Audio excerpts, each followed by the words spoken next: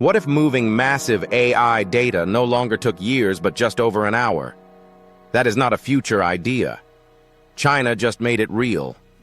China has launched what engineers are calling the world's largest distributed AI supercomputer.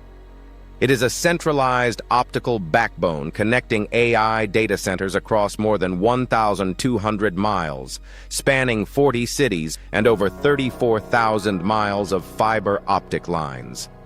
That is enough cable to wrap around the Earth 1.5 times.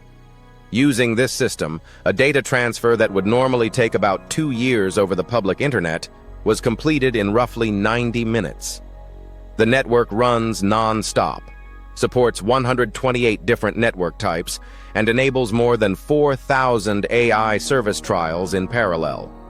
Here is the key insight. This is not just faster infrastructure. It is a national AI experimentation platform. After 10 years of research, China officially launched what it calls the Future Network Test Facility in December. It is an open testbed designed to accelerate next-generation internet and AI development at massive scale.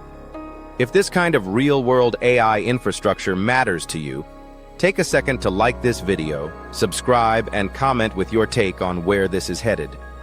Under the hood, the system uses advanced fiber technologies that push multiple data streams through a single cable, dynamically reroute traffic, and wrap everything with strong error correction and monitoring. The project has already produced more than 200 technical standards and secured over 220 invention patents.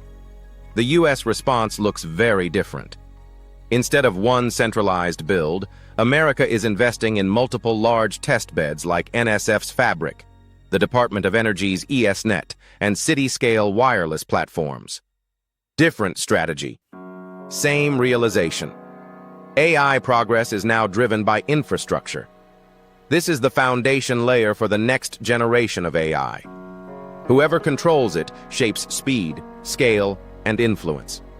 If you want to stay ahead of how AI is really being built and deployed, watch the related video in the corner and subscribe now.